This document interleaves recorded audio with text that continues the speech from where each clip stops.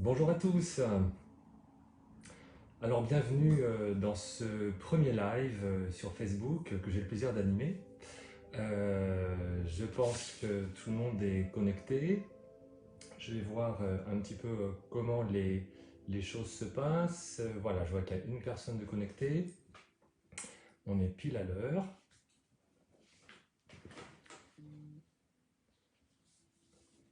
Oui, bonjour Clara. Bonjour Aurélie. Ça vient, ça se connecte, ça monte. Super. Alors si jamais il y a des problèmes de son, vous me dites. J'ai mis de la musique derrière pour que ce soit un petit peu plus sympa. Donc je pense que ça devrait passer au niveau du son.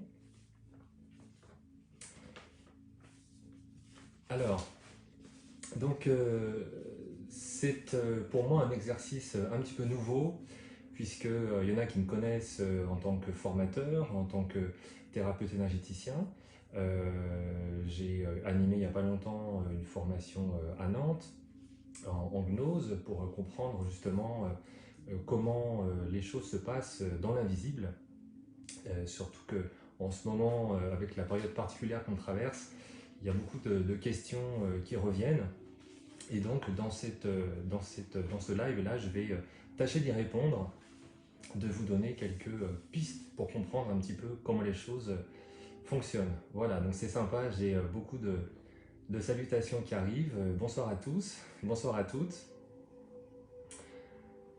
Donc au programme de ce soir, on va essayer de démystifier un petit peu l'invisible, c'est-à-dire je vais essayer de vous expliquer qu'est-ce qu'il y a de l'autre côté. C'est vrai qu'il y a beaucoup de contes et légendes, on va dire, qui circulent autour de ça. Beaucoup de peur aussi, parce qu'en ce moment, il y a beaucoup de choses qui nous remuent un petit peu au fond.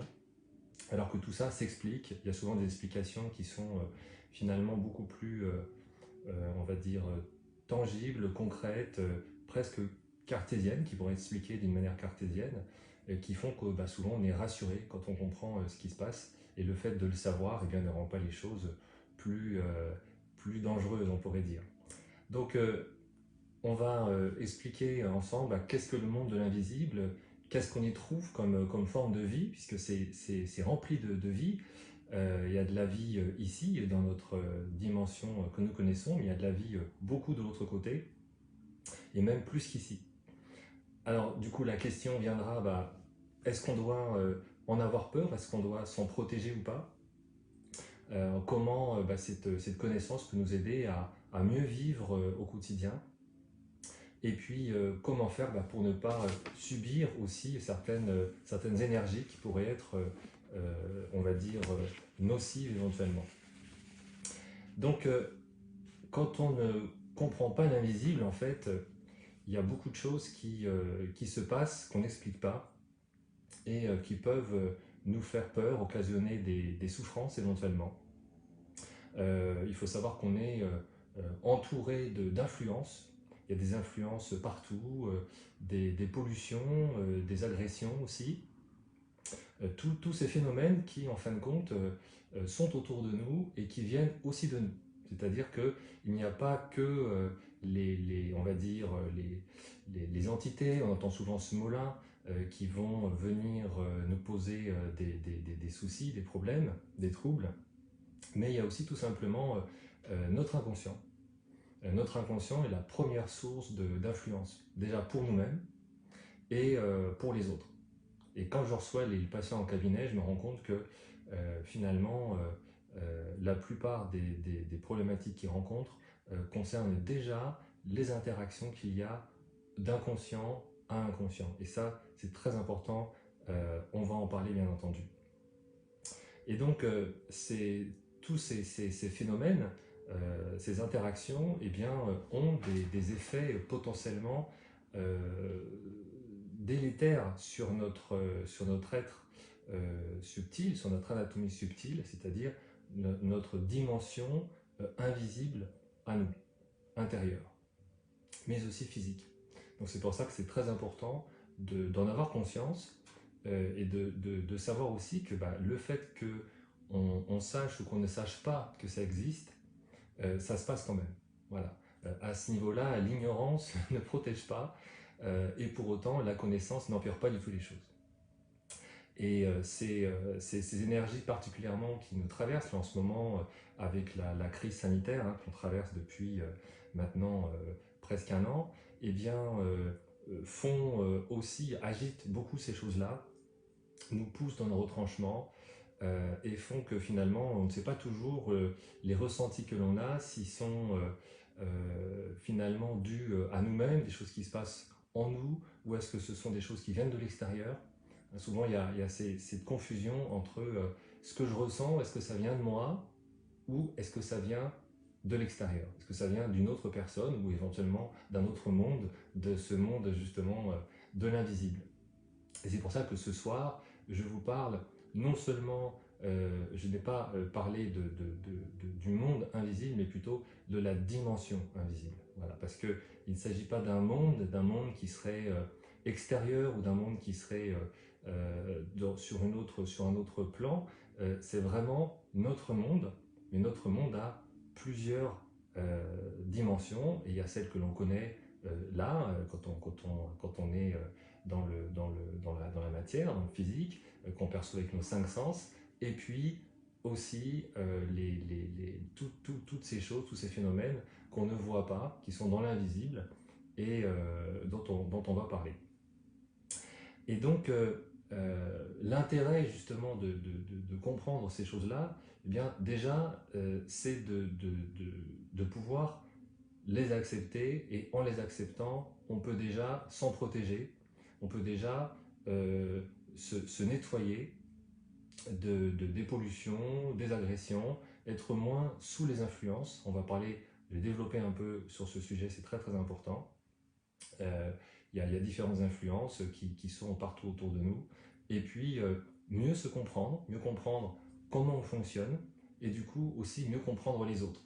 Parce que finalement, quand on est dans la compréhension de soi-même, bah, c'est-à-dire qu'on comprend non seulement les problèmes que l'on a, mais aussi ses fonctionnements, et donc obligatoirement, étant donné qu'on est en face d'autres êtres humains, eh bien, on comprend aussi le fonctionnement des autres, puisque il y a des phénomènes d'aimantation qui font qu'on va attirer à nous toujours des personnes qui nous font un peu reflet, et qui nous mettent en résonance avec nos propres sujets, que ce soit des problématiques ou des choses très positives. Voilà. Mais il n'y a jamais de hasard.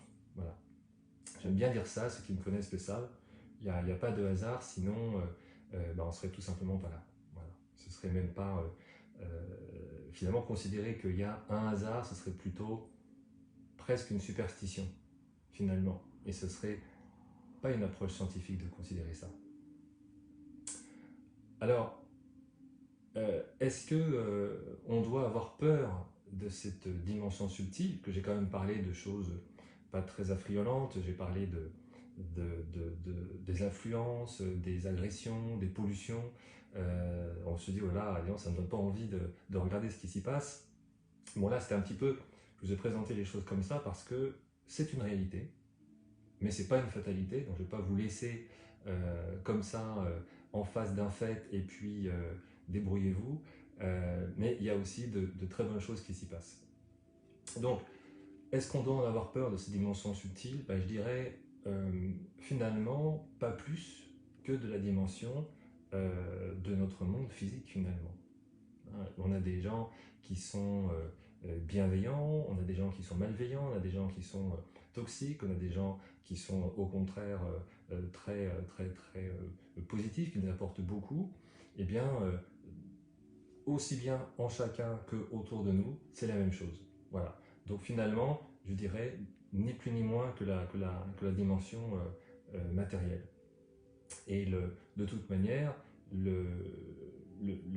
l'invisible, en fin de compte, il est déjà en nous. Ça, c'est une chose très très importante à bien retenir ce soir, c'est que ça commence déjà en nous, nous en faisons partie, il en fait partie, il est en nous, nous sommes en lui, donc c'est quelque chose qui est vraiment partout, un petit peu comme quand on a découvert les bactéries, les micro-organismes, les microbes. ils n'ont pas attendu ce moment-là pour exister. Ils étaient déjà là avant. Et donc, du coup, le fait de le découvrir n'a pas empiré la situation. Ça fait simplement qu'on a été au courant, qu'on a pu avoir une compréhension plus large des choses finalement, et pouvoir avoir finalement une réponse juste adaptée par rapport à ces découvertes, à la découverte de ce nouveau règne en quelque sorte. Et donc, une chose qui est aussi très importante à savoir, c'est que j'entends parler beaucoup d'ésotérisme, en ce moment le chamanisme aussi, c'est quelque chose d'assez très très dans le vent. Et par rapport à la dimension subtile, il faut faire très attention au fait que pour certaines choses, je vous disais, voilà, l'ignorance ne protège pas. Pour la plupart des choses, effectivement, parce que quand quelqu'un va, par exemple, vous envoyer une mauvaise pensée, que vous le sachiez ou pas, vous allez la recevoir. Quand une personne va vous envoyer une bonne pensée, que vous le sachiez ou non, vous allez la recevoir. Donc le fait que vous sachiez ne change rien. Par contre, pour certains phénomènes, ça change quelque chose. Et particulièrement en ce qui concerne tout le phénomène des entités, dont on parle énormément. Ce phénomène-là, eh bien, le fait de s'intéresser à ce domaine, le fait de lire certains livres qui sont en libre service dans les librairies ésotériques, eh bien, fait que on va, quand je vous parlais tout à l'heure du phénomène d'aimantation, du coup on va être vu en quelque sorte par ces entités, par le fait qu'on rentre en contact par notre conscience, et du coup, eh bien, on risque d'avoir des problèmes et d'avoir une interaction avec les choses auxquelles on va s'intéresser. Voilà. Donc c'est un petit peu je dirais l'exception, une des exceptions en ce qui concerne notre, on va dire le risque de s'intéresser à ces choses-là. Voilà. Mais il y a une différence entre simplement savoir, être au courant, et s'y intéresser de manière plus avancée en allant se renseigner et finalement être quelque part acteur de ces choses-là. Voilà, ce n'est pas la même chose. C'est pour ça que c'est très très important de faire la différence entre connaître, comprendre ce qui se passe et devenir acteur. Là, je deviens acteur et de l'autre côté, ils disent mais qu'est-ce que c'est que cette fourmi qui vient s'intéresser aux choses et eux voient des choses que nous on ne voit pas. Donc on ne joue pas à armes égales. Voilà. Et une fois qu'on est aux prises avec ces phénomènes, eh bien, ça peut être un petit peu compliqué de s'en défaire, une fois que la porte est ouverte. Alors, finalement, je vous ai un petit peu introduit à cette dimension invisible. Maintenant, qu'est-ce que ça comprend? Eh bien, qu'est-ce que c'est exactement que l'invisible? Je vous ai parlé de notre inconscient, je vous ai parlé des entités. Donc en fait, je vous ai parlé déjà de deux éléments pour tout de suite que ça parle déjà à certaines personnes. En fait, on pourrait dire que le subtil, finalement, si je devais donner une définition, ce serait un petit peu tout ce qui est en deçà du niveau atomique, c'est-à-dire le niveau subatomique, le niveau quantique. Le fameux mot quantique qu'on entend, qu'on voit un peu tous les jours. J'ai même entendu parler l'autre jour de magnétisme quantique. C'est comme parler de cuisine alimentaire ou de cuisine comestible. Hein. C'est complètement un pléonasme parce que tout ce qui est en dessous du niveau atomique, donc dans le niveau subatomique, en dessous des atomes qui nous constituent, donc encore plus petits, eh bien, n'obéit plus aux lois de la physique classique, dite classique, mais obéit aux lois de la physique quantique. Voilà, ce qu'on appelle la mécanique quantique. La mécanique quantique, c'est quelque chose de très très large, de très très complexe. Les scientifiques eux-mêmes, les spécialistes, ont l'humilité de dire mais finalement on ne sait pas exactement ce que c'est, on n'a pas fait le tour tellement c'est vaste. Donc c'est dire les choses qu'il nous reste à découvrir. Mais en tout cas, ce monde invisible, cette dimension subtile, eh bien, c'est tout ce qui est dans ce domaine-là. Et qu'est-ce qui est dans ce domaine-là? Eh bien, aussi bien ce qui est dans ce qu'on appelle le macrocosme, c'est-à-dire l'univers qui est autour de nous, que le microcosme, c'est-à-dire l'univers qui est en nous, à l'intérieur de nous, ce qui nous constitue, c'est-à-dire en quelque sorte notre anatomie, ce qu'on appelle notre anatomie subtile, pour la distinguer de l'anatomie organique, l'anatomie physiologique. Voilà, les chairs, les tissus, on a le système sanguin qui est constitué de vaisseaux. Si on se coupe, eh bien, on voit de toute façon déjà à la peau affleure les veines, les artères. Dedans, il y a du sang si on se coupe. Donc les deux sont tangibles. Après, plus subtil, on a les nerfs, où on a le nerf qui est quelque chose que l'on peut sentir également. Mais par contre, si on coupe un nerf, par exemple quand on mange du poulet, si on coupe un nerf, ben, il n'y a pas du liquide qui va sortir, il n'y a pas du sang qui va sortir. L'influx électrique, c'est quelque chose qui n'est pas palpable. Eh bien, encore plus subtil, on a les méridiens, dont parle la médecine traditionnelle chinoise notamment. Eh bien, ce sont nos vaisseaux énergétiques, c'est ce qui est finalement la première étape dans le subtil en nous. Voilà. Et donc, on est déjà dans le subtil et on a déjà quelque chose qui constitue notre anatomie. Voilà. Et bien là, on est déjà dans le domaine subtil, dans le domaine énergétique, dans le domaine vibratoire, c'est la même chose. Hein. Ce sont trois termes qui désignent la même chose, puisque tout ce qui est énergétique, eh bien, vibre à une certaine fréquence, puisque l'énergie vibre à une certaine fréquence. Donc, ce qui est énergétique est donc vibratoire. On parle aussi de subtil, et ça obéit aux lois de la physique quantique. Voilà. Et donc, ça, les méridiens dont je vous parlais, eh bien, c'est ce qui fait partie de notre anatomie subtile. Donc, on est déjà dans le monde de l'invisible. Mais pour l'instant, il n'y a pas vraiment d'interaction, puisque c'est lié directement à notre corps physique.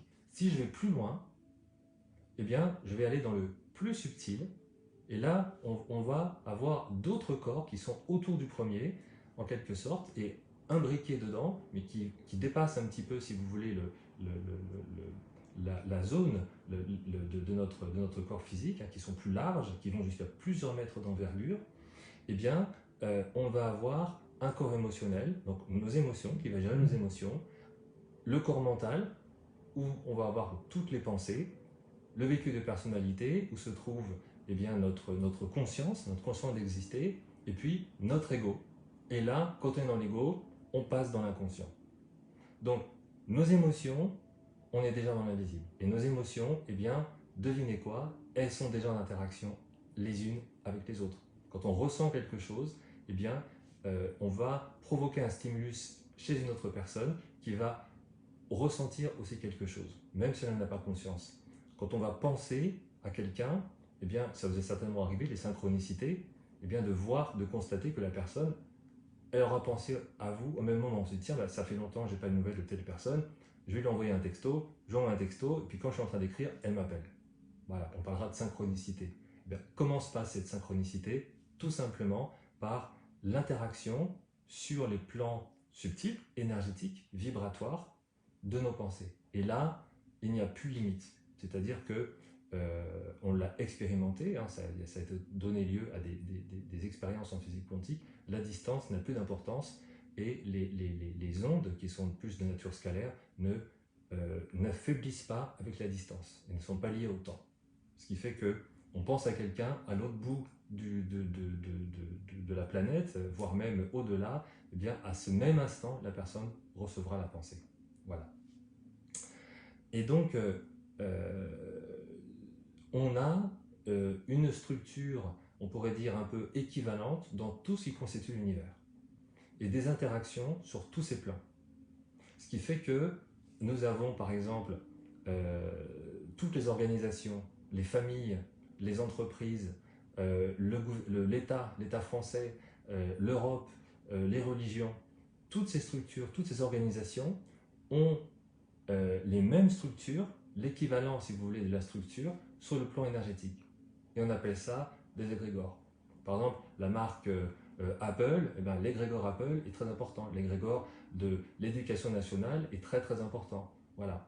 Et donc, si vous achetez une bouteille d'Evian, eh bien, la marque d'Evian sera en quelque sorte un sceau qui va vous influencer, qui va faire en sorte que vous serez tenté de continuer d'acheter de l'Evian. Alors, suivant que vous êtes influençable ou pas, ça va fonctionner ou pas, éventuellement, mais c'est l'idée. Et ça ne veut pas dire que le PDG d'Evian est une personne, un gourou qui fait de l'ésotérisme et qui va faire des manipulations en magie noire pour que vous achetiez. Tout ça, c'est au niveau subtil, au niveau inconscient et au niveau de ces égrégores hein, qui ont une forme d'intelligence et qui naissent à partir simplement de l'établissement d'un couple.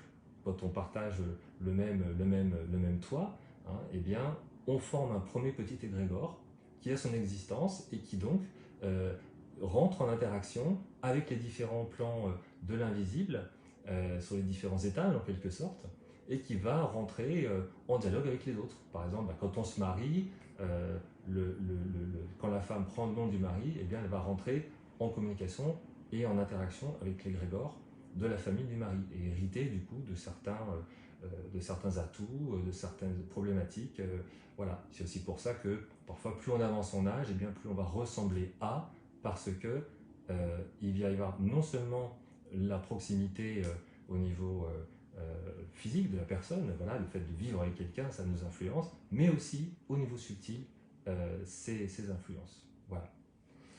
Et, euh, et donc, tout cela, la moindre pensée, un égrégore, une émotion, eh bien, tout cela est constitué d'une matière. Et la matière première de l'univers, c'est l'énergie. Cette énergie qu'on appelle aussi parfois éther ou akasha, constitue chaque chose. Et ça veut dire que rien n'est rien.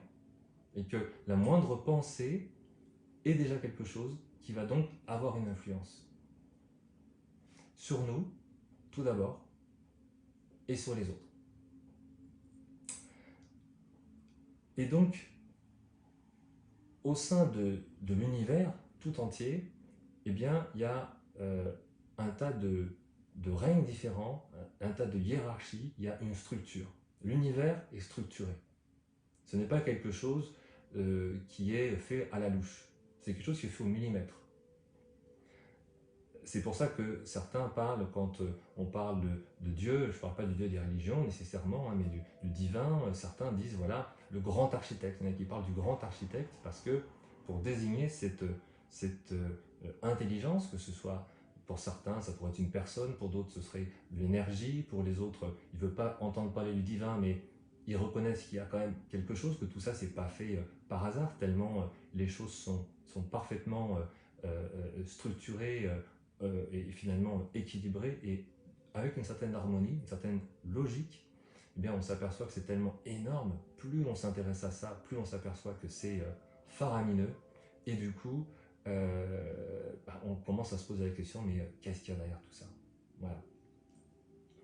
Et du coup, ce qui explique cette cohérence, eh bien, ce sont toutes les interactions qu'il y a entre les uns et entre les autres, ces aimantations qui fait que, par exemple, on ne va pas rencontrer quelqu'un par hasard, et aussi cette hiérarchie, cette forme de hiérarchie et cette structure qui fait que chaque chose a sa place et qu'en continu, on est traversé par des énergies dont l'origine est mystérieuse pour certains, pour l'autre elle sera d'origine divine justement, et c'est particulièrement fort en ce qui concerne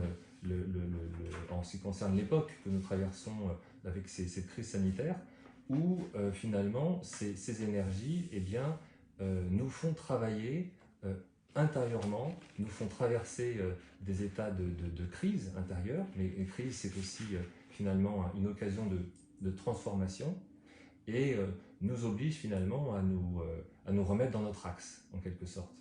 Et bien là, ce sont des facteurs extérieurs qui ne sont pas d'origine humaine, qui viennent nous faire bouger quand finalement l'équation de l'univers, de l'humanité, puisque on pourrait dire que l'univers est mathématique, et à la fois mathématique et à la fois musical, puisque finalement, puisque tout vibre, et que la musique est aussi mathématique, eh bien, pour remettre en quelque sorte de l'ordre, pour faire en sorte que notre libre arbitre eh bien, ne vienne pas n'être multiplié par le nombre de milliards de personnes et de milliards de planètes, de milliards de galaxies, ne viennent pas mettre en danger, en quelque sorte, l'équilibre global. Voilà. Comme quand on encadre des enfants et quand ils font trop de bêtises, et quand on dit attention, ça va commencer à devenir dangereux, eh bien, on remet un peu les choses en ordre en faisant un peu la discipline, en disant attention, là, vous vous mettez en danger et éventuellement vous allez carrément casser des choses. Voilà. Donc il y a quand même une forme de protection. On est bien gardé. Alors, dans cette grande source de vie dans l'invisible, eh bien, on a donc, pour résumer, on a donc toute notre anatomie énergétique qui est sur ces plans-là, émotionnel, les pensées, notre conscience d'exister, la partie en nous qui sait qu'elle existe, qui se dit « je sais, je suis là, j'existe ». Voilà. Ce n'est pas véritablement notre âme, parce que notre âme, elle reste sur d'autres plans, sur les plans de l'unité, elle ne s'incarne jamais. Et après, on passe dans l'inconscient avec notre ego, et ça, notre ego, c'est le malin. Hein, dans les religions, on parle voilà, de Satan comme le malin, comme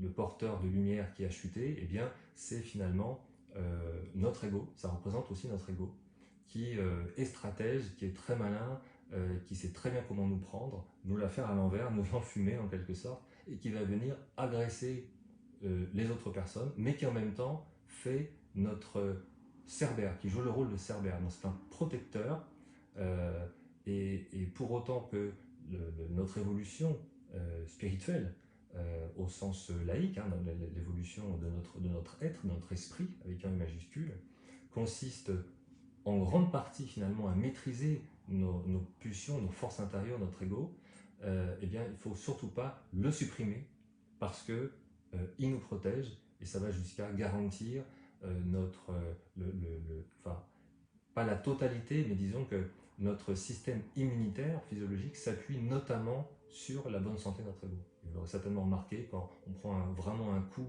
dans notre ego, quand notre fierté a pris un coup, après un affront, bien souvent on tombe plus facilement malade, on se sent fébrile parce que ça a une répercussion sur notre corps, puisque nous sommes nous sommes des êtres très complets, où finalement tous les étages en quelque sorte, hein, émotionnels, pensées, etc., sont en lien, sont imbriqués les uns aux autres. Donc chaque chose a une conséquence sur les autres. Rien, l'innocuité totale n'existe pas. Voilà. Donc l'ego fait partie de nous, comme le dit Sandrine, et finalement, le supprimer, vouloir le tuer, ce serait vouloir tuer une partie de nous. Et ce qu'il faut, c'est non pas le supprimer, mais le maîtriser. Ce n'est pas du tout la même chose. Pour, au contraire, pouvoir, on prend les bons côtés, le remettre à sa place et pouvoir avancer. Alors, comment bien vivre avec cette dimension invisible et puis tous les phénomènes qui sont inhérents à cette dimension? Déjà, il y a trois choses qu'on peut dire. La protection, le nettoyage et la purification. Pour pouvoir finalement ne plus être autant soumis à toutes les influences que l'on peut subir. Parce que comment est-ce qu'on peut exercer notre libre arbitre concrètement si on est soumis à des influences dont on n'a même pas conscience? On va faire des choix qu'on va penser neutres, mais qui finalement ne seront pas libres. Parce qu'ils vont être gouvernés soit par nos émotions, soit par notre mental, par nos peurs, soit par l'inconscient des autres ou par l'égrégore Nike qui va dire achète ma nouvelle paire de chaussures, par l'égrégore de Nestlé qui va dire bois mon eau, mon lait, et ainsi de suite. Alors que si on arrive à se protéger, et il y a des moyens pour ça, eh bien on va en quelque sorte faire barrage par rapport à ces influences, et on va toujours être en contact. Il ne s'agit pas de s'isoler, mais il s'agit simplement d'avancer en étant finalement, en retrouvant la souveraineté réelle de notre être, et pouvoir se réinvestir de sa liberté de vie, de choix et de son libre arbitre. Donc pour ça, eh bien, il y a des prières qui peuvent être efficaces. Il y a, certains ont entendu parler d'une bulle, de faire une bulle de lumière autour de soi. Ça, c'est en fait ce qu'on appelle un élémentaire. Malheureusement, souvent, c'est mal utilisé parce que il y a des paramètres précis pour bien l'utiliser. C'est très important de ne pas faire n'importe quoi. Moi, je reçois régulièrement des patients qui ont des problèmes, avec des élémentaires qui n'ont pas été correctement maîtrisés. Et du coup, comme c'est en fait, si vous voulez, sans rentrer trop dans la technique, c'est notre ego qui les crée. Même si c'est nous, consciemment, par notre imagination, qui constituons une bulle de lumière, par exemple, cette bulle de lumière, eh bien, elle va être construite, l'architecte, en quelque sorte, qui va être dirigé par le maître d'œuvre, qui est votre conscience d'exister, eh bien, va être construite par votre ego. Et va être un peu sur le même modèle. Donc attention, selon votre ego, ça ne va pas donner la même chose. Et du coup, cet élémentaire, eh bien, s'il n'est pas, on va dire correctement construit, en quelque sorte, eh bien, à un moment donné, il va faire sa crise d'adolescence et il va vouloir prendre le dessus sur vous.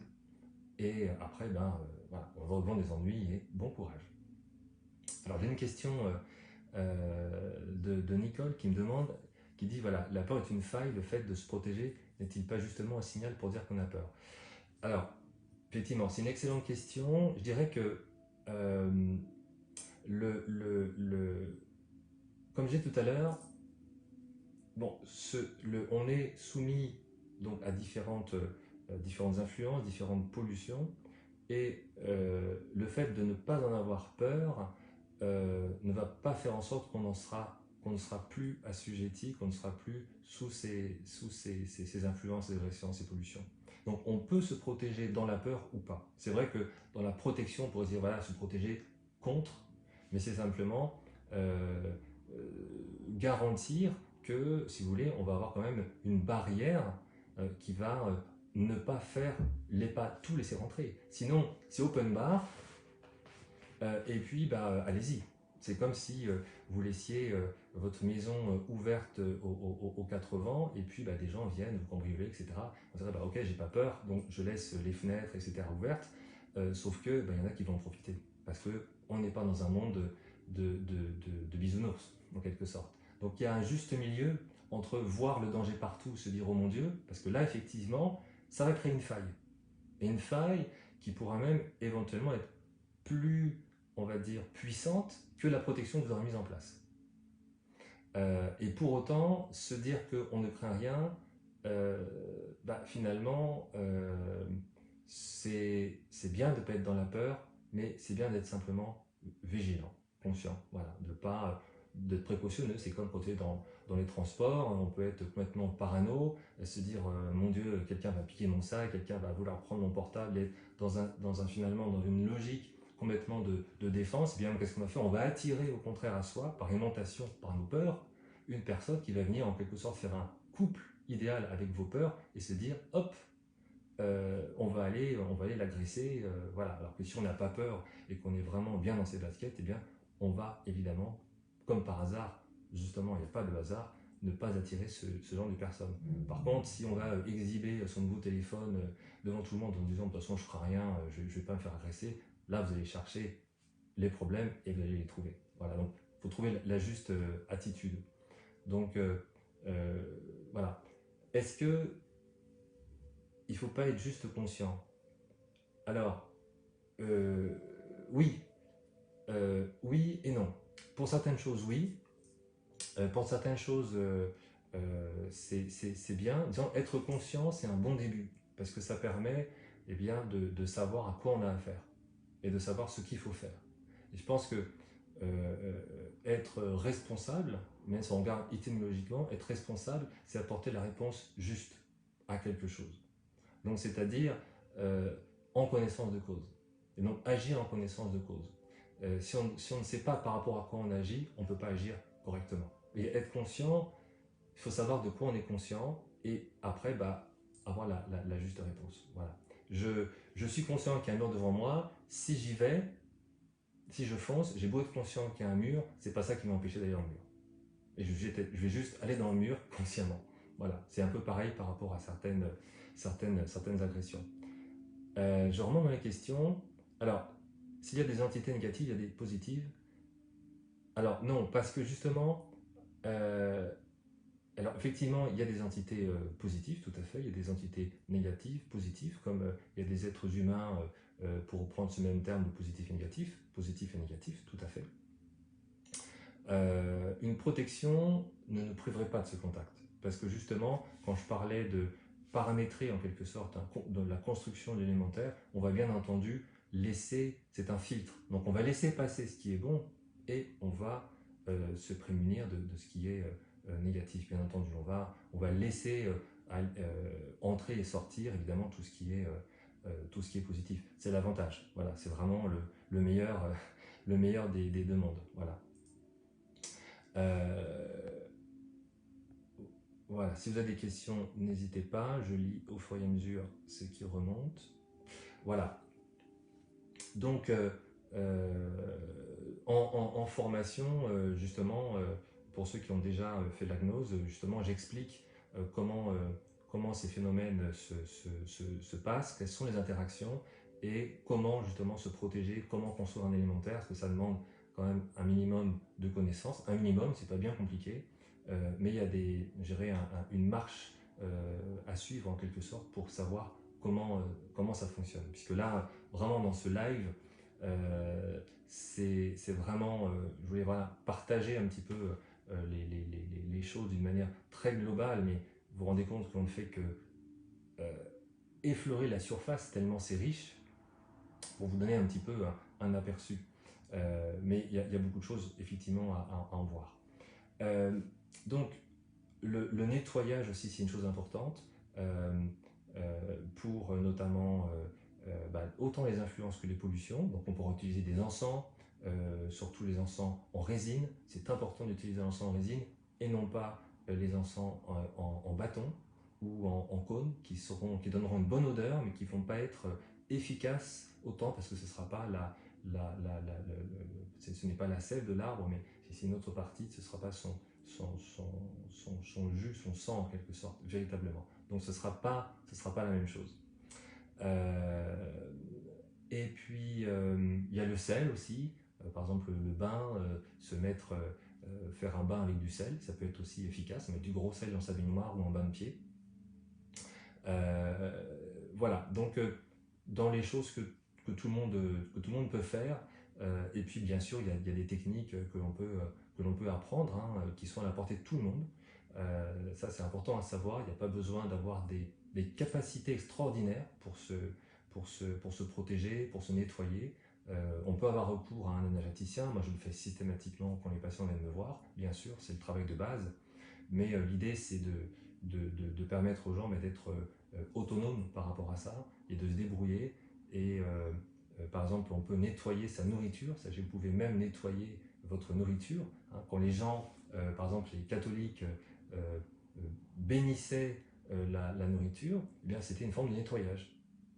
Et finalement, quand les gens apprennent à le faire, eh bien ils se rendent compte même qu'il y a presque une différence de goût, de saveur, et qu'il y a une différence dans la digestion des aliments. Voilà. Parce que toutes les pensées que vous aurez, les émotions en faisant la cuisine, ou le cuisinier, si vous allez au restaurant, eh bien, vont imprégner la nourriture et va faire que quand vous allez ingérer la nourriture, vous allez non seulement ingérer la nourriture, mais vous allez aussi ingérer les émotions, les pensées.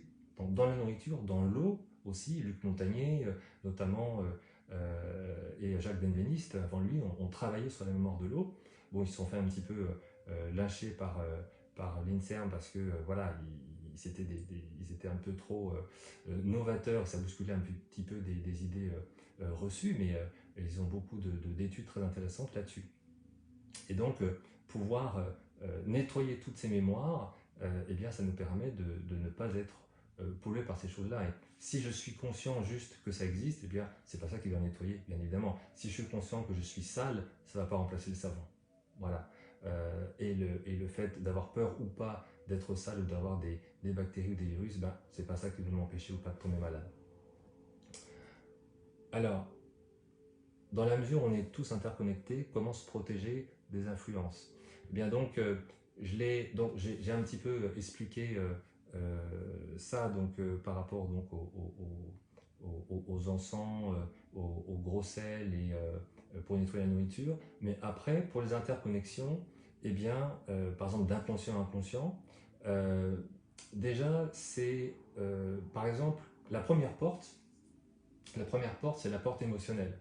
Donc par exemple, si vous avez des enfants ou un conjoint, eh bien finalement, ce sont eux qui seront les premières personnes qui pourront vous atteindre. Parce que bah, on n'aura pas instinctivement envie de se protéger de ces gens-là, dans notre inconscient bien sûr. Alors que rejeter une agression, ce n'est pas rejeter une personne. Donc on n'a pas à rejeter une personne parce qu'on rejette son agression. Donc ce n'est pas rejeter quelqu'un, ça c'est très important. On peut rester absolument en lien, avoir un lien encore plus sain avec une personne en faisant en sorte eh bien, de ne pas prendre ce qui nous ferait du mal.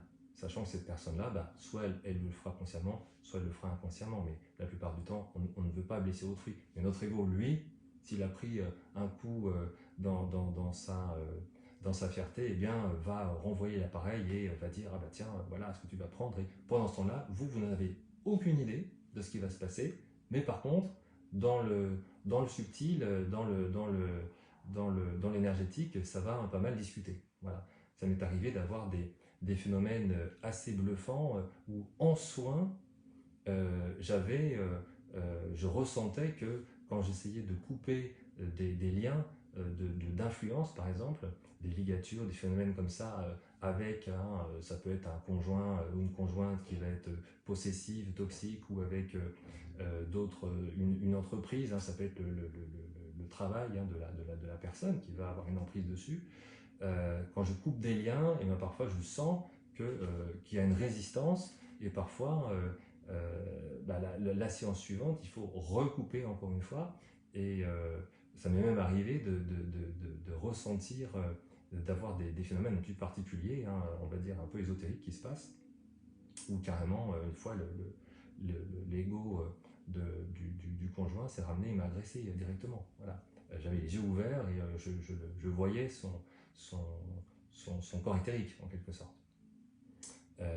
Et quand je suis arrivé aux soins pour défaire des influences, eh bien, comme par hasard, le gars en dessous de la table de soins s'est mis à faire de la perceuse de la percussion, ce qui fait que pendant que j'étais dans ce protocole, j'arrivais même plus à penser. C'était impressionnant de bout en bout du protocole. Et quand j'ai réussi à terminer le protocole, la perceuse s'est arrêtée. Donc parfois il y a des choses, on se dit bon ok c'est un hasard, mais voilà, des hasards comme ça j'en ai tous les jours. Et ben, comme par hasard, quand justement la personne est revenue voir son conjoint, eh bien l'attitude avait changé. Il y a des choses qui avaient été changées. Et c'est quelque chose que si les gens ne le sentent pas forcément, on n'a pas tous un ressenti subtil des choses, c'est beaucoup plus facile quand on en a un parce que bah, on n'a pas besoin de croire, on le ressent. Quand on voit le soleil, on n'a pas besoin de croire qu'il existe parce qu'on le voit. Mais ce que les gens constatent quand je nettoie, par exemple, c'est quand je pose des filtres ou que je nettoie des interactions, eh bien, ils constatent qu'il y a une différence dans l'interaction avec leurs proches, que d'un seul coup ils changent d'attitude, que les liens changent, que les choses s'améliorent, s'assainissent, ou qu'au contraire, une personne dont il n'y avait plus de nouvelles les rappelle comme pour essayer de reprendre de l'emprise. Donc il y a vraiment, vraiment beaucoup de choses qui se passent qui sont très, très, très intéressantes. Euh, alors, effectivement, Mom dit très justement que chez les bouddhistes, on purifie la nourriture, effectivement. Et j'ai eu la chance de pouvoir, avec elle, assister à une cérémonie. Et ces traditions, voilà, pour bénir la nourriture, et vraiment, on le trouve partout dans le monde. Ça veut dire que les gens ont bien compris comment ça marchait. Et ça dérange des personnes quand c'est relié à une religion, je peux le comprendre, Mais ce qui est important de comprendre, c'est que les religions s'inspirent, ont compris des faits réels qui se passent. C'est du bon sens. Et à partir du moment où on est ouvert à cette dimension, on expérimente, eh bien on n'est pas obligé de se mettre sous l'égide d'une religion. On peut le faire d'une manière profane en quelque sorte, très simple, qui ne fait pas qu'on s'engage dans un mouvement ou quelque chose, mais simplement on va voir les effets, quasi immédiatement, hein. C'est arrivé que des amis ou conjoints de stagiaires ou de patients, curieux de voir leurs amis ou leurs conjoints faire voilà, une protection ou des choses comme ça, ou nettoyage de la nourriture, c'est bah tiens, qu'est-ce que c'est, je vais essayer. Et ils se disent waouh, qu'est-ce que ça fait un effet, mais ma bière elle a plus le même goût. Je dis bah oui, voilà, ah bah tiens, bizarrement, j'ai moins de propension à prendre du sucre ou à prendre du vin, etc. Bah oui, bah forcément, parce que y a une forme de dépendance qui est coupée automatiquement. Alors, la méditation, Jean-Noël, que je salue au passage, permettait de limiter les emprises. Alors, la méditation permet de se recentrer. La méditation permet de se recentrer, et après j'expliquais comment purifier la nourriture. La méditation permet de se recentrer et de faire parfois aussi émerger des réponses, des prises de conscience. Donc du coup, éventuellement de prendre conscience de certaines choses qui se jouent dans les interactions, qui se jouent en nous avec d'autres personnes. En revanche, ça aura une action surtout si on va changer de posture. Parce que bon, déjà, il y a beaucoup de formes de méditation différentes, et ça va faire quelque chose si on arrive à, en nous, changer de posture intérieure par rapport à nous-mêmes, le regard qu'on aura. Par exemple, si on est dépendant de l'image des autres, c'est une énorme source de dépendance, je veux dire, une forme de dépendance pardon, qui ouvre une emprise, parce que forcément on va être assujetti à l'approbation, par exemple, d'autrui. Donc du coup, on va inconsciemment ouvrir des canaux, ouvrir des portes, comme pour dire aux gens, bah, allez-y, dites-moi ce que je vaux. Et du coup, bah, ils vont forcément aussi amener, induire et vous envoyer un certain nombre d'influences. Voilà. Donc, ça peut aider effectivement, mais indirectement. Voilà. Mais la compréhension, y a, en dehors de ces choses dont je vous ai parlé, de nettoyage, protection et purification, je vais vous parler de la purification de la nourriture, il y a beaucoup la compréhension, donc de comprendre comment ça marche pour ne plus subir et pouvoir devenir non plus spectateur passif, mais commencer à se dire ok, je comprends ce qui se passe, donc voilà ce qui se passe, voilà ce que je peux faire, je le mets en place et je vois le résultat. Voilà. Et encore une fois, c'est quelque chose qu'on peut faire soi-même. Les soins, les soins énergétiques sont très utiles. Moi-même, j'ai un superviseur et je reçois des soins. J'ai beau être thérapeute, je suis aussi suivi par un thérapeute. C'est très important parce qu'on prend toujours un petit peu hein, au fur et à mesure. Et donc, c'est une forme d'hygiène. Hein. On a une hygiène vis-à-vis de soi-même, mais aussi parfois on fait appel en préventif ou en curatif à d'autres personnes qui vont pouvoir aussi avoir accès justement à l'inconscient. Moi, avoir accès à mon propre inconscient, c'est un petit peu compliqué parce qu'il va y avoir des résistances. Par contre, en faisant appel à une autre personne, elle va pouvoir eh bien, restaurer ce qui a été abîmé, toutes les pensées, les émotions, puisque dans l'inconscient, les influences d'égrégores, éventuellement des entités, faire ce travail de nettoyage et de réparation de votre anatomie subtile. Et ça, une fois que vous avez la compréhension, que vous avez restauré, que vous allez être réparé, eh bien, vous allez pouvoir avancer beaucoup plus facilement et en conscience et du coup en confiance de toutes ces dimensions, sans en être dépendant. Donc, est-ce qu'on a vraiment besoin de comprendre comment ça marche? Je dirais, pour être le plus exact possible, il est utile de comprendre comment marche ce avec quoi on est en interaction. Par exemple, vous voulez conduire une voiture, vous avez besoin de comprendre comment elle marche si vous voulez la conduire. Si vous ne voulez pas la conduire, vous n'avez pas besoin de comprendre comment elle marche. Vous avez surtout besoin de savoir qu'il ne faut pas traverser quand il n'y a pas de voiture ou quelque chose comme ça. Mais savoir comment faire par rapport à, parce que vous êtes en interaction. Donc là, pour l'invisible, si vous ne vous intéressez pas, si vous ne dites pas, je me fiche un peu de savoir comment ça marche, je vis ma vie tranquillement, ce qui va se passer, c'est que vous allez subir les effets positifs ou négatifs dans votre anatomie subtile, dans vos émotions, dans vos pensées et dans votre corps. Et à un moment donné, vous allez avoir, par exemple, des maladies. Donc on va soigner avec des médicaments, avec la médecine, etc. Mais l'origine, elle est dans le subtil. Parce que le corps, c'est la dernière étape. La médecine voit ça comme la première étape. Il va chercher dans le plus en plus petit pour essayer de trouver, voilà, là on a le virus, voilà, le Covid-19, le SARS, donc on va chercher dedans, on va essayer de comprendre comment c'est fichu, et comment le désactiver. Et pourquoi est-ce qu'il est là? Pourquoi est-ce que moi je tombe malade et pas une autre personne?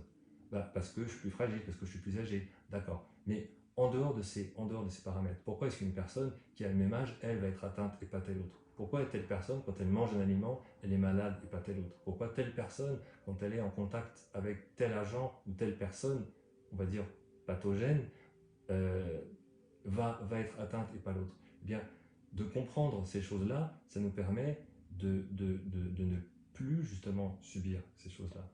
Et si on comprend pas, si on cherche pas à comprendre comment ça marche, eh bien on va subir au niveau de problèmes, de mal-être, de maladies. On va dire mais je comprends pas ce qui m'arrive, je suis pas bien, je suis malade, etc. Je vais faire une cure. Les médecins comprennent pas, qu'est-ce qui m'arrive, etc. Et du coup, de fil en aiguille, on va pas sortir d'une espèce de cycle. C'est comme, pour vous donner un exemple très concret, une métaphore, prenons l'exemple d'une fuite. Vous avez un dégât des eaux et il y a de l'eau partout dans la salle de bain ou dans votre salon. Et donc, on casse le placo et on voit qu'il y a une fuite. Bon, qu'il y a un tuyau qui passe par là, qu'il y a une fuite. Vous avez le choix. Soit vous vous contentez de vous dire, allez, on éponge. Qu'est-ce qui va se passer? Vous épongez, il n'y a plus d'eau, mais à un moment donné, si la fuite continue, l'eau va arriver. Donc c'est un petit peu comme on s'occupe du côté physique, on va prendre des médicaments, éventuellement on va aller jusqu'à la chirurgie, puis après, si ce qui alimentait la maladie continue, vous allez partir, vous allez collectionner les médicaments, les rendez-vous médicaux, etc., les interventions. Après, on peut casser le placo, se dire, allez, on va remplacer le placo, on va regarder ce qui se passe parce que les murs est pourri. Donc là, on va commencer à regarder la cause de la conséquence. Donc, par exemple, ça sera l'équivalent du magnétisme, de la médecine chinoise. On va regarder sur la matricité, avec les méridiens, etc. Puis après, on peut s'intéresser jusqu'à la fuite, se dire, mais qu'est-ce qui a causé le fait que le placo soit cassé? Et donc, on va aller chercher jusqu'à la fuite. Et ça, c'est l'origine. Et l'origine, elle est dans l'inconscient. Voilà. Et c'est pour ça que ce qui est intéressant, finalement, c'est ça. C'est d'aller chercher à l'origine. Et pourquoi? Parce qu'une fois qu'on est allé arrêter la fuite, devinez quoi? C'est terminé. C'est fini. Il n'y a plus de problème. Donc, on va remplacer le placo une fois, on va éponger une fois, il sera fini. Donc, on aura toujours besoin de la médecine, parce que quand ça arrive dans le corps, moi, mon boulot, c'est pas de travailler sur le corps. Quand c'est dans le corps, c'est terminé, je ne suis pas médecin. Hein, ils font 10 ans de médecine et après encore ils n'ont pas fait le tour. Donc non, chacun son métier. Par contre, eux n'interviennent pas dans l'énergétique. Donc moi je vais intervenir dans l'énergétique. Par exemple, un énergéticien va aller regarder justement au niveau de l'origine. Et après chacun va soit se dire non, moi je reste au niveau physique, du moment que mon corps me fait pas mal, ça va, j'avance. D'autres vont se dire, oui mais je suis pas bien dans ma tête, je suis pas bien dans mes émotions. Donc je vais aller voir par exemple un psychologue, je vais voir un thérapeute, je vais aller voir sophrologue, sophroanalyse, etc. Ou kinésiologie pour essayer de comprendre un petit peu le lien avec les émotions, avec l'énergétique. Ou on va aller chercher encore plus loin sur l'origine et aller directement dans l'inconscient pour se dire, allez, j'arrête définitivement le système et je coupe à la source pour faire en sorte de sortir de cet état, d'avoir un changement, une transformation véritable intérieure qui va me permettre de passer l'étape suivante et donc de ne plus retomber malade. Au lieu de se dire « Ah, mais j'aimerais bien que ce soit comme avant, parce que avant j'étais bien, etc. » Oui, mais avant, c'est l'état d'avant qui m'a permis de tomber malade. Donc ce qu'on veut, c'est aller sur un nouvel état.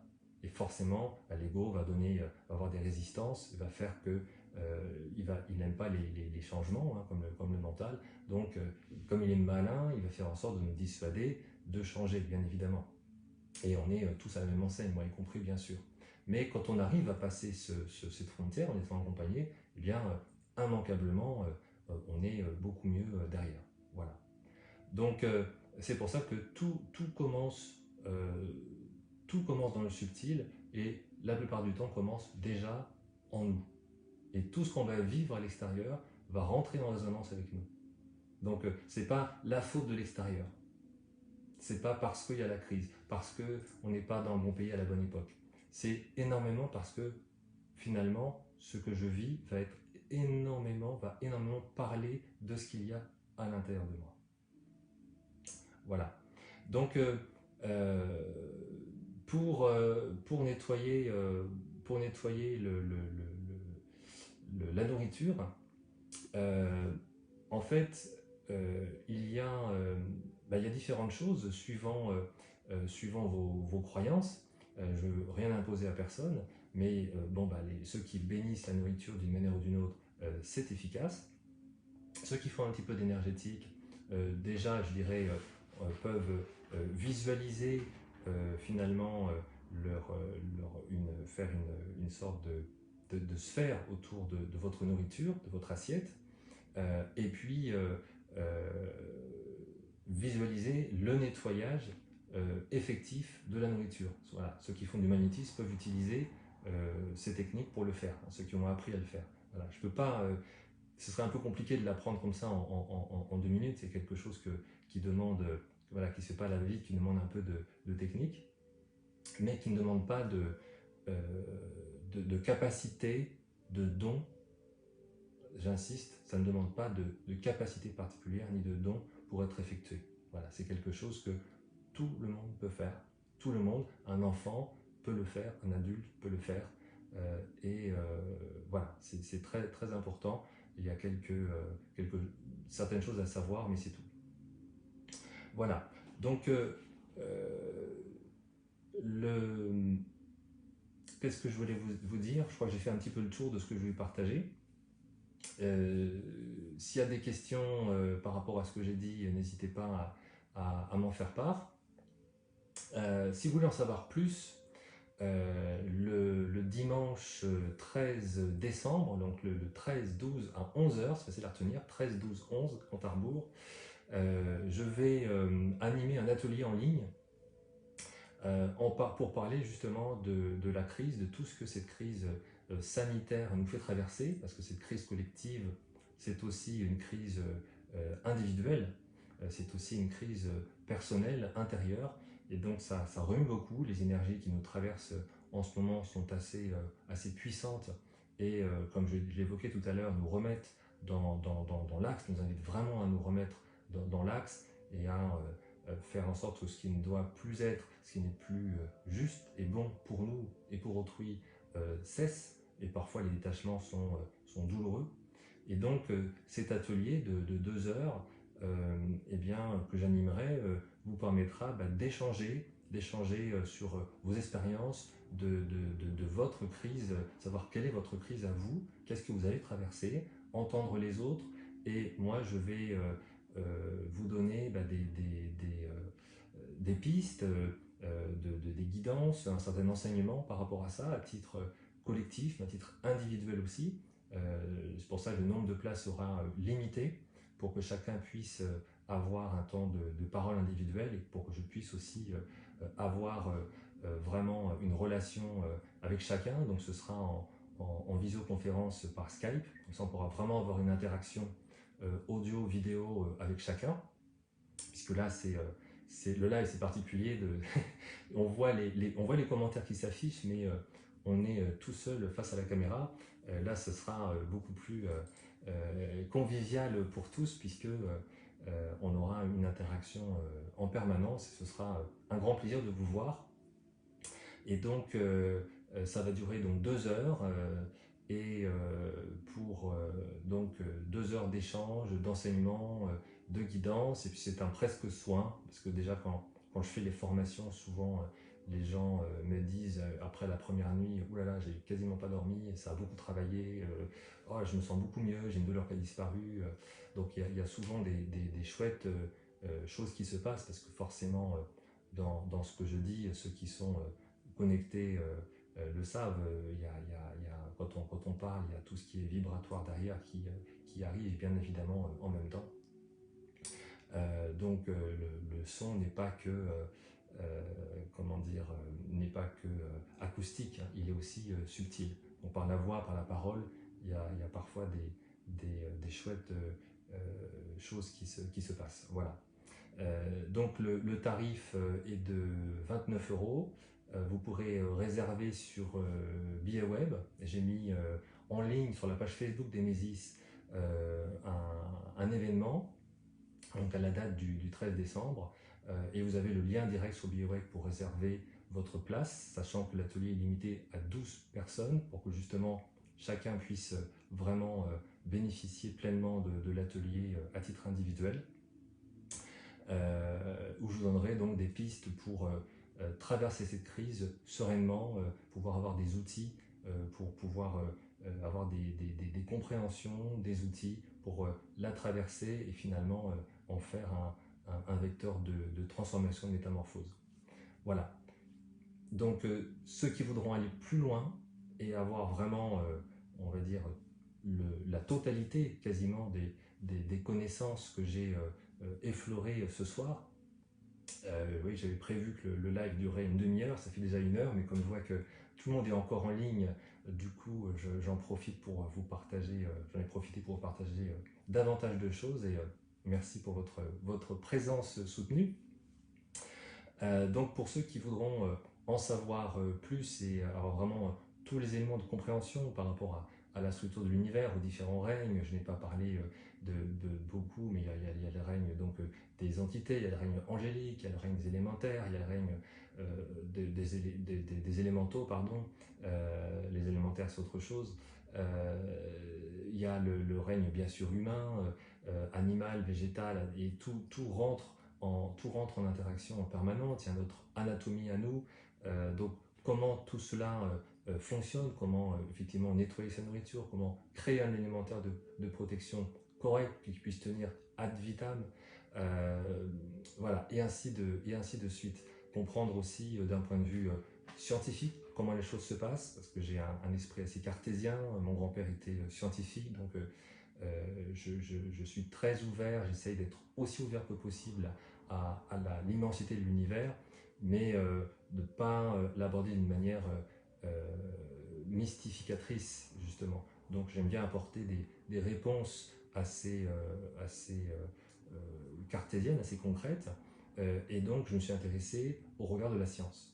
Et c'est intéressant de voir que depuis le début du 19e siècle, il y a des découvertes extraordinaires qui ont été faites et que finalement la France est un peu damnée de la classe parce que aux États-Unis, en Russie notamment, il y a beaucoup de technologies qui sont même utilisées directement dans les hôpitaux, donc qui existent et qui sont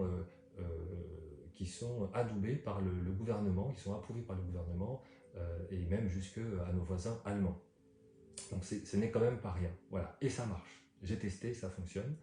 Et puis on parlera aussi du côté spiritualité, développement personnel, pour les gens qui sont intéressés pour exploiter ça intelligemment, en bonne intelligence, avec l'intelligence du cœur pour leur chemin de vie. Voilà.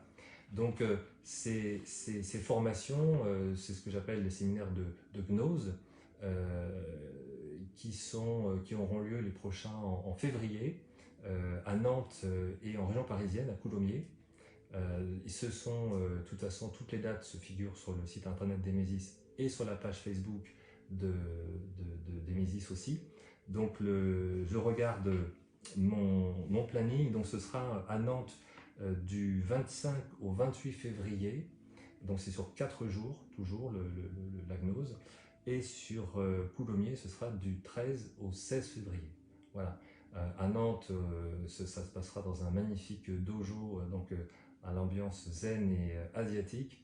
Et à Coulommiers, c'est dans le magasin Terra Dream, qui est un magasin de pierre qui est magnifique, tenu par Magali et Bruno Delpech, et aidé par Marilyn, que je salue, qui est là aussi ce soir avec nous, qui fait un excellent travail aussi, notamment pour toute la partie réseaux sociaux. Et donc, ça sera un grand plaisir eh bien, de partager cet atelier et pourquoi pas l'AGNO si vous voulez en savoir plus sur tout ce qui nous entoure. Voilà, je vous remercie beaucoup pour votre présence à tous et à toutes. Ça m'a fait plaisir de voir certains noms, Agathe, Jocelyn, Hélène. Voilà, je vois qu'il y avait une 30-35 personnes de connectées. Je n'ai pas vu tous les noms parce qu'on ne les voit que quand vous tapez quelque chose sur le clavier. Mais en tout cas, bonjour Anne, Diana.